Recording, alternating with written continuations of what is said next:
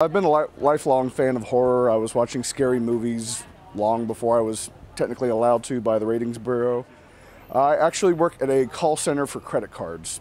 So that's actually very good motivation to come here and really traumatize people when I can't do it over the phone. I have to be nice and polite over the phone, and but sometimes you just want to strangle somebody, and that's a lot of times that's where the character comes from.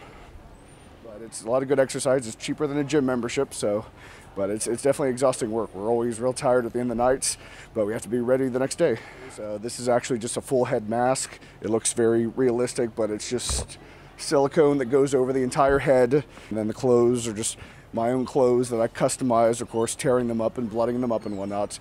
But we have several people that are in full-on prosthetic makeup and appliances, and a lot of people wear contact lenses and whatnot, and a lot of people are airbrushed to react to our 3D haunts, and a lot of them can be in makeup for about 2 to 3 hours. Well, my family had their own haunted house, and it was kind of like a haunted carport, so I started that when about 5 years old. My mom took me in, and she showed me, pulled up her mask and said, "Hey, look, just people underneath," and that's kind of my obsession with it. I do my own makeup, so I try to give myself a new face every day, and that way I think that it's kind of like it's the same character, but it's kind of like it's like a human being. They have multiple levels, multiple facets.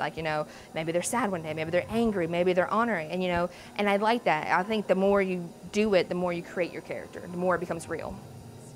It's not really necessarily trying to terrorize them. It's kind of that look of startlement, because they kind of have this, this is not scary, but it's not about scaring them. It's about the slow suspense of it. The moment when they walk through the room and they're like, is this real? Is it real? I mean, that's fake, right? And then it's not. So I think what I like the most is the suspense of it. And I also like the moment right after you get scared of them where they're like, oh, and then they start laughing because it's not real. I think scaring helps us build kind of resiliency to things that terrify us, In all honesty, it's kind of a rush when you get someone to drop, scream, I've had my eardrums almost blown out from teenagers screaming. It's quite the rush. It's a lot of fun, actually. Well, when you come barreling around the corner and there's a guy, 10 feet taller than you, how are you supposed to scare him? Actually, I'm very jumpy.